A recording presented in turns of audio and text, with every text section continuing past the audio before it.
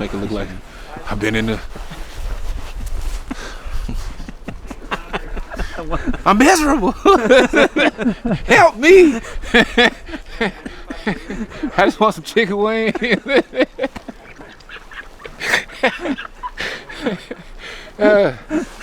But you know, this is all about it, you know what I mean? I grew this beard for a reason. I never knew the reason till this point in time. Look at this shit just blowing, yeah. You need a beard. You can't be built like you work in a cubicle, come out here on this mountain. No siree.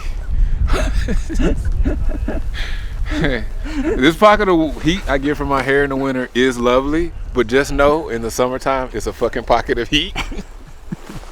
And it's not lovely. But yeah, it's still Highlight Canyon. Highlight Canyon 2020. You can grow a beard too. That needs to be like the new saying of Highlight. You need a beard too. All right. Feeling a little run down? Yeah, I'm. Can you face Zach a little more? Just a little. Like with your body facing? Turn your butt there. Snow coming in. Turn up. God damn. Yeah, and with the snow coming in, yeah, I'm quite exhausted. As you can see, the conditions are pretty gnarly. Climbing to the top today, I'm glad it was the last day, because if it was the first day, like, I would just send a helicopter, you know what I'm saying? Like, right now, I'd had a flare. I wouldn't even have a flare. I would just lit it backwards, just held it up like, help me. But yeah, it's been fun. It's just, I'm like an iPhone on 15%. I still working, but like, I really don't want to no more. And if you keep pushing it to the limit, I'm just gonna cut off some sound when you need me. But I'm still here, I'm still going.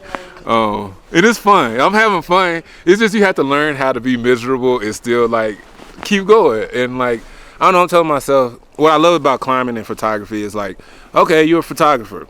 Then you're like, oh, I'm a professional now. And it's like, you know, I'm like still a professional, but it's another level. And I mean, just working with like the people, TNF, Memphis Rocks, you know what I mean? It's like trying to become world class in this sport, and it takes you being uncomfortable to go through like a transition. So just like any other metamorphosis, I'm gonna come out a butterfly. I'm like in a fucked up cocoon right now, but I'll be okay. And that's what Conrad, I mean, that's kind of what Conrad was designed it, I think. Yeah, I mean, like, everybody in Memphis was like, oh my God, this sounds like so much fun. Are you excited? I'm like, hell no. Like, I know I'm at work, you know what I mean? I know it's like 3-4 days of hiking and camping and a wood stove. You know what I'm saying? I ain't felt my toes in 3 days. Like last night, I couldn't even put pressure on my big toe. But you know, it's a part of the game, and I can't like, oh guys, I can't hike to the top today, my big toe. You know, it's like, fuck that. You know, it can fall off. You know, you only get one toe, but you only get one life. And only one chance for this movie. You know what I'm saying? You missed a shot, Malik, because of your toe, and I'd never forgive my feet. You know what I mean? I'd just be like cussing at my feet. I probably wouldn't buy new shoes. I'd just like walk around barefoot, mad. But yeah, I'm exhausted.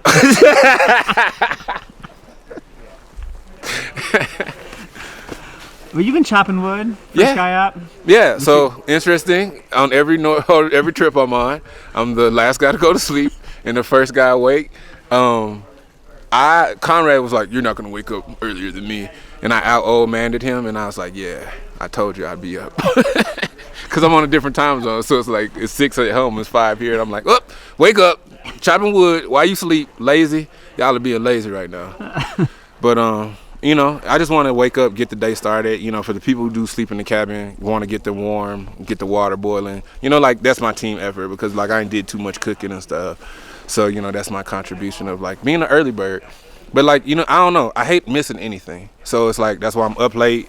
I'm getting time lapses and of the star lapses and night lapses, astrophotography, and it takes trial and error. So I'm out there for hours in the negative temps, but it's worth it. I got a shot with 2 shooting stars, and it's like just out of luck, you know. You can't I couldn't have timed it, and I was just sitting there, and Chris was like, "Oh my God, a shooting star!" And I was like, "Make a wish." I want to be so motherfucking rich, oh my God, you know.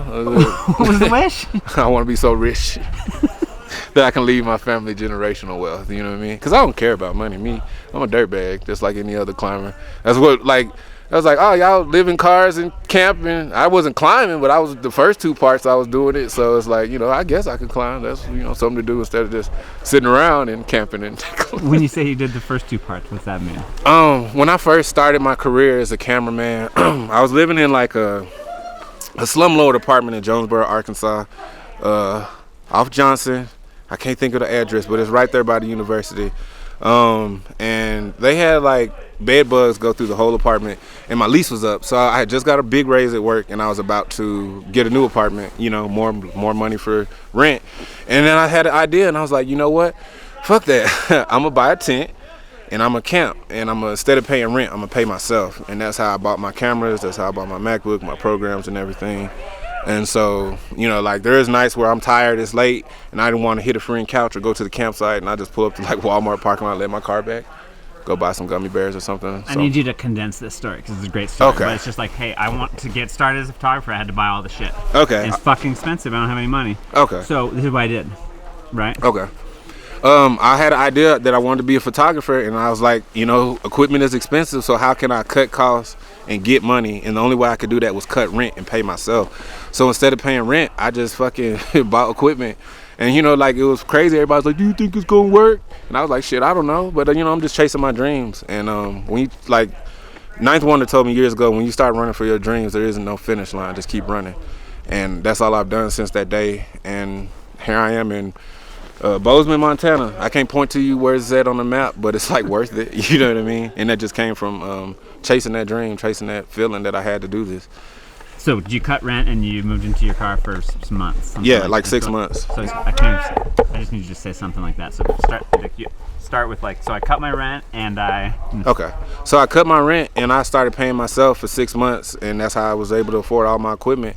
Investing in yourself instead of like, it goes back to being uncomfortable to get comfortable. And a lot of people say they want stuff, but when it comes to making sacrifices to get it, you'll see them like start making excuses. And I just don't have time for it. Where'd you live? And when I was camping and stuff? Yeah, like, wait, so you cut rent and then where'd you live? I lived at the local Craighead Forest, Walmart parking lots, and my homeboy Morgan Pippin. I love you, boy. That's my friend, my homie.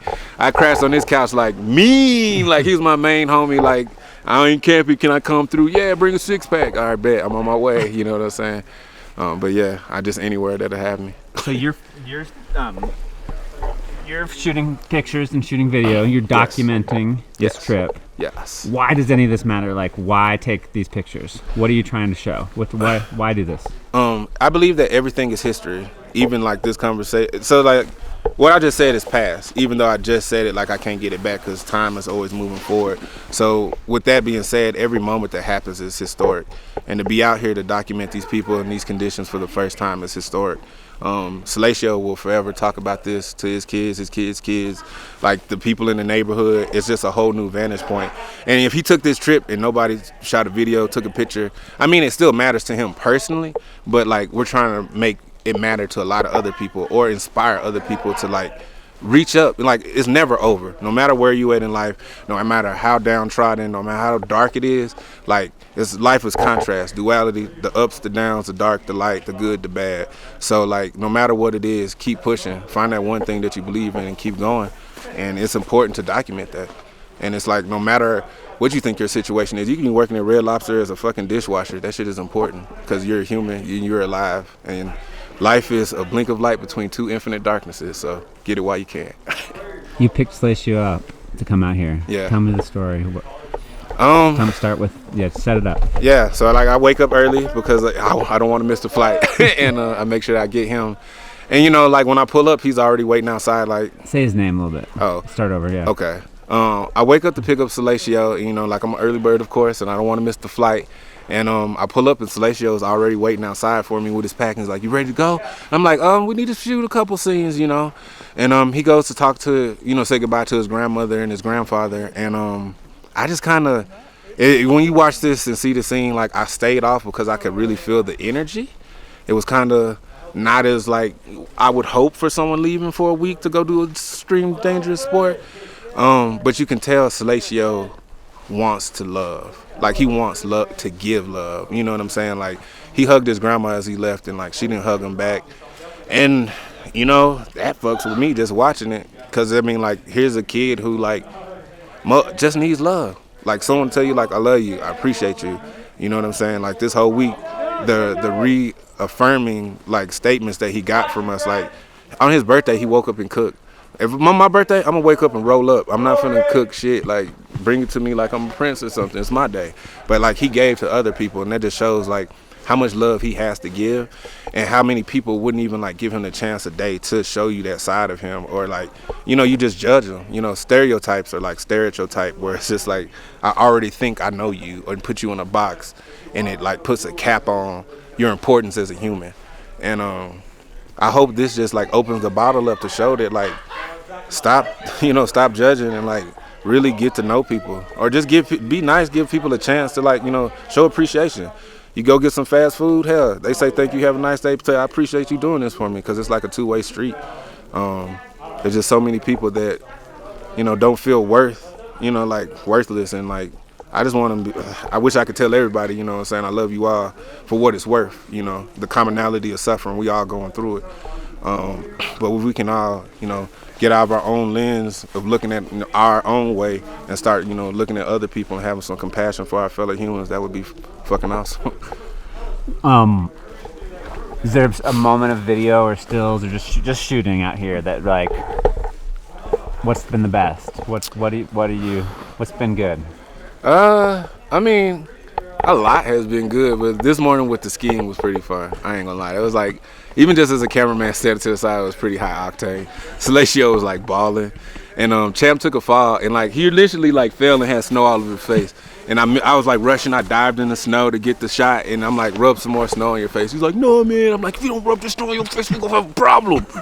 And he's like, yeah, the movie creating magic. You know what I'm saying?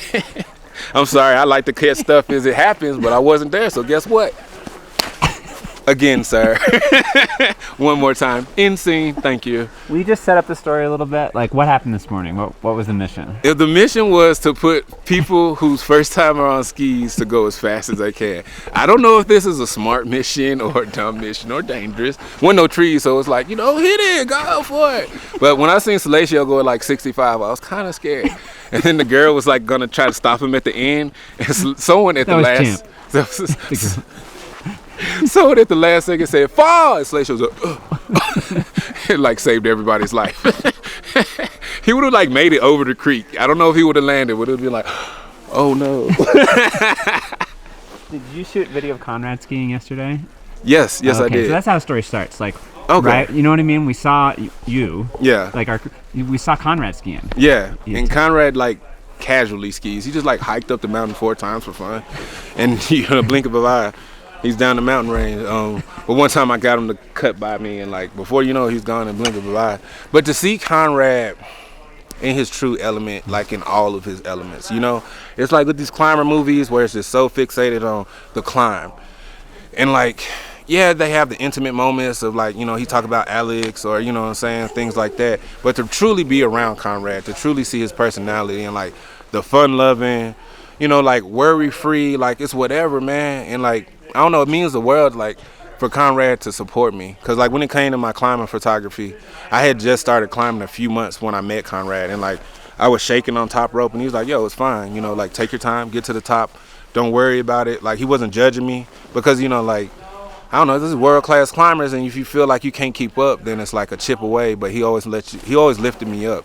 And, like, fast forward 2 years later, I'm here with the, you know, working with the brand multiple times, and, like, with him, I don't know, like, it's just a chain reaction of good intent and goodwill that, like, kept me energized and kept me pushing, and has opened up a whole new world for me that I never would have known. Why do you think that Conrad wanted all you to come?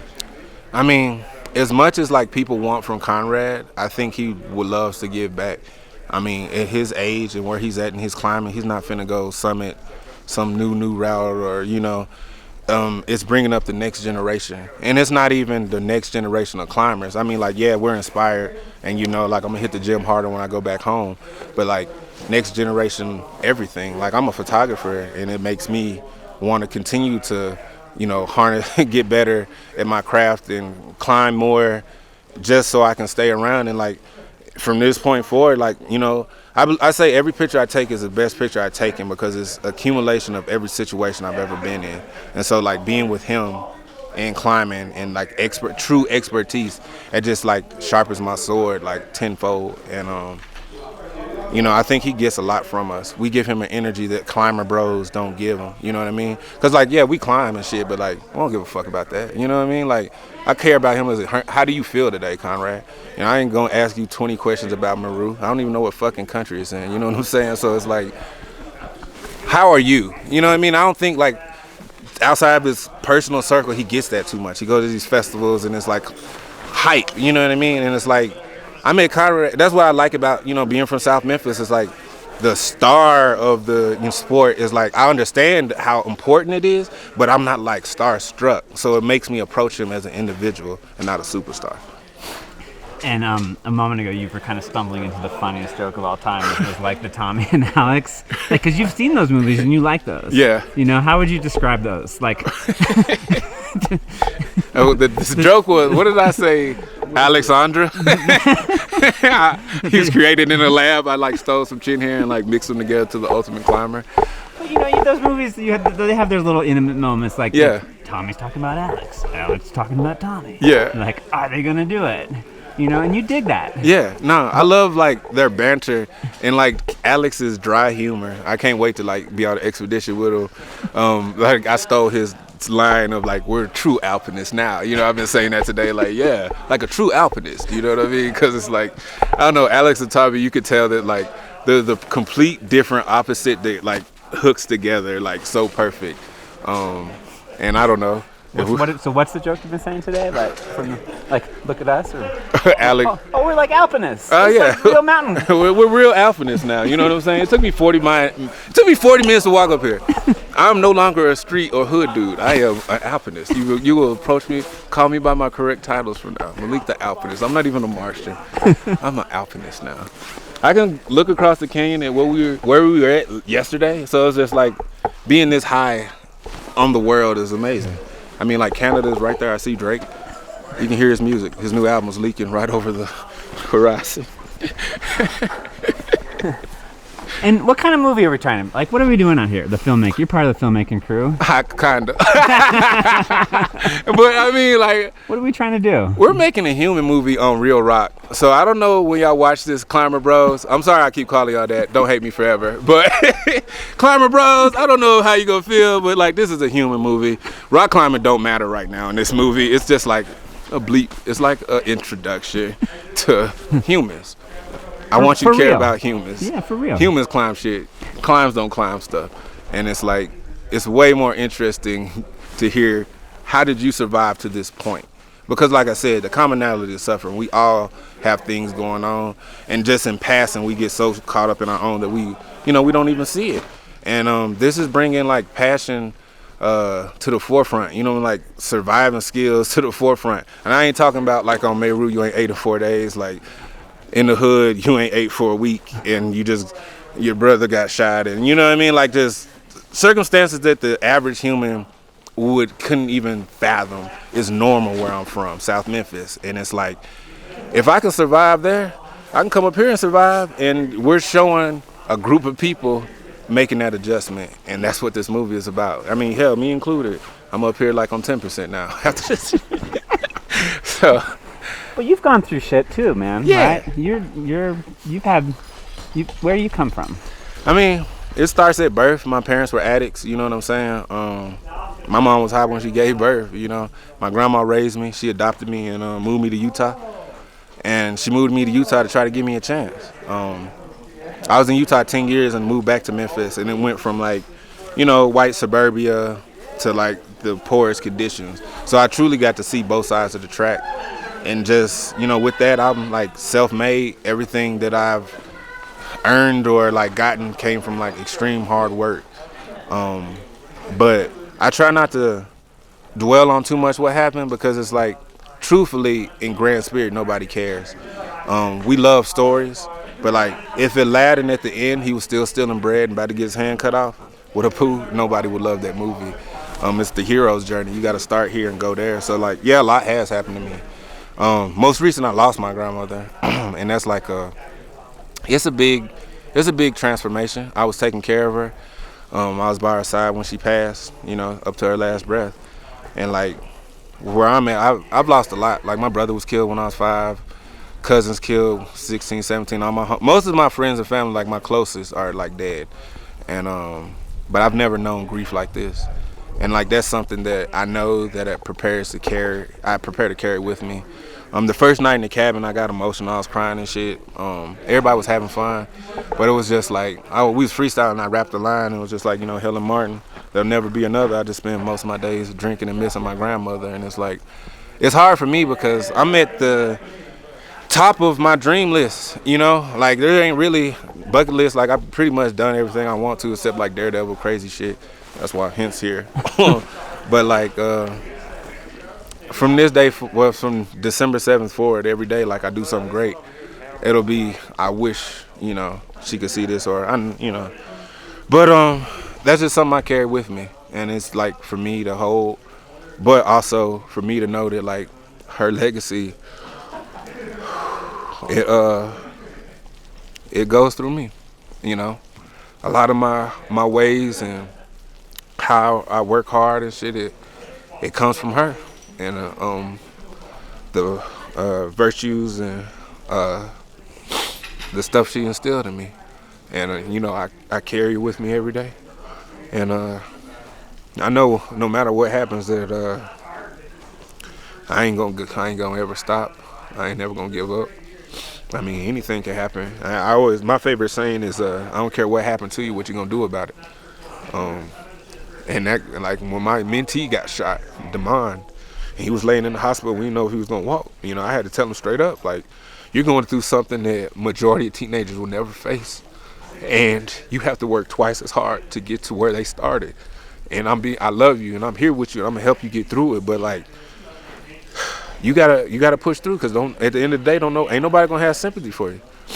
So like, I feel like it's important to have empathy and like give it, but also have a stern reality of like, we got to do something about this, and we're going to have to work, and it's not going to be fun at times. It's going to be uncomfortable at times. But during times of discomfort is where growth comes, and I believe that. So, like, you know, no matter what happened, it ain't killed me yet. So that's how I feel. I'm going to keep going till that one thing do get me, and I'll be like, well, I'll be damned. You know what I'm saying? I hope it's like that slow death where I can be like, oh, you got me, motherfucker. Icicle. Right, like, watch out for the eyes! Yeah. And then I just be like monologuing into like... Do you think that's your role? Is that your role at Memphis Rocks? I mean, that's a heavy duty role. I mean, I didn't come to take on that role, but when I first heard about Memphis Rocks and started it, I didn't start it, but when I first heard about Memphis Rocks and started coming and getting involved with the organization, I grew up 2 streets over from the gym, and my hood is important to me. I went to college, first generation, no one in my family ever went, and I moved back home. And I did that intentionally. A lot of people take their resources and leave the hood. I don't want to be around. Like, I'm there to rejuvenate, to give back, to let the young people know that they can make the difference, and like to be there for the mom when ain't nobody else there. You know what I'm saying? Like, I didn't know that was gonna happen, but I knew that like I can play an important role because yeah, I'm well educated, have experiences or whatever, but I'm from the hood and used to all that shit. They in gang banging, drug dealing. I've seen it all, so it's not like, oh my God, how could you? I'm more so like, yo, you need to walk light because you probably go to jail if you keep doing X, Y, Z. You know, like I can give them older wisdom because ain't no more OGs. Everybody like locked up or dead. And it's like the lame college kids, you know, in the hood. But like, I came back with a purpose, and Memphis Rocks gives me that chance to engage my community, engage the youth. What's your role with Salacio right now? And then think about right now. I mean, I'm just like, if he need me, he know where he can find me. He know I always mean him well. If I got it, you can have it. I'm never hoarding anything because it takes a village. It takes a community. And that's what Memphis Rocks is. It's like a full community where bring your poor, bring your downtrodden, bring your tired and lonely. And like, we have room for you here. If, you feel like you ain't got nowhere else to go, when we open, fall through. You know what I'm saying? We ain't never gonna turn no one away. We don't ever want money to be a barrier of exclusion. And that's important. Like rock climbing. bro, like out here ice climbing, you need like $2,000 worth of stuff just to get started. And money is such a barrier. So many people would do so much more if money wasn't like a reason. I would ski, like, but like I gotta fly out there, I gotta buy the skis, you know what I'm saying? And it's just like exposure. And you know, it's like people, black folks do this, white folks do that, you know, like no, these, like earlier, everyone, Matt said in the skiing, I've never seen anyone ski that fast all the way down ever. And he's like been doing this like 12 years. And like, you know, black folks are athletic as hell. Let's just be real. And it's like if we had the actual like ability to access to other sports, you will see a lot of athleticism. I mean, we got a kid named Aiden who been climbing a year and a half, and I put my check up behind him against like pro climbers. Not all of them, not Alex, Hano, Alexandra. The secret, top secret. Hey, doggy. All right, we're good. All right, appreciate you. Appreciate you. Yeah. Hey there. How you doing? Can I touch you? Do I have your permission? Hey, Pretty doggy. we're good. Hey, hey. How you doing? Got two doggies. Yeah. Those are buttes. Okay. Go back to the cave. Turn up, thank you.